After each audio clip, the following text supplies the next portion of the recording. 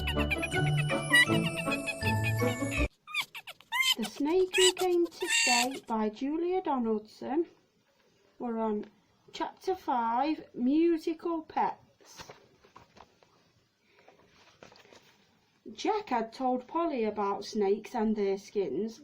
He said that the old skin sometimes came off, and that then the snake grew a new one. But Polly had never seen this happen. How now Doris's old skin was lying on the doorstep. It was all thin and pale and dry, not the lovely bright green colour that Doris had been. Mrs. McNair got over her shock and took Charlie home. Polly was glad to see the back of him.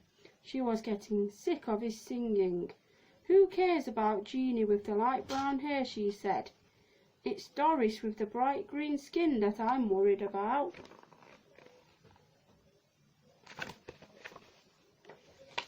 Where was Doris? She must be outside somewhere. Jack had told Polly that snakes didn't like to be cold.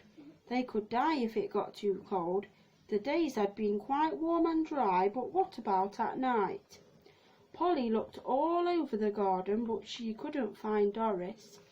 "Have you seen her?" she asked Bill and Ben, and then she had a horrible thought. Snakes ate mice. What if they ate guinea pigs too?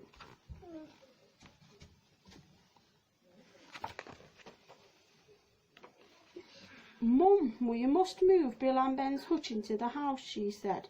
Mum gave an extra loud sigh. "I'm sick of playing musical pets," she said. "Why do we have to keep moving these animals around?"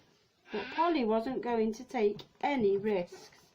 What if she had to tell Katie that her pets had been eaten by an escaped snake? It hadn't rained for a few days, and the fish pond next door needed filling up. As Polly walked into the greenhouse to get the hose, she tried not to think about the fact that Jack was coming back from his holiday the next day. There were two hoses coiled up side by side in the greenhouse.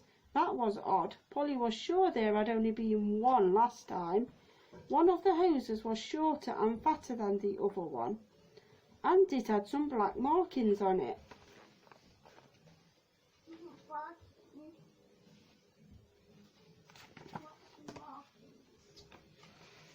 It was rather an odd hose. In fact, it wasn't a hose at all. It was Doris.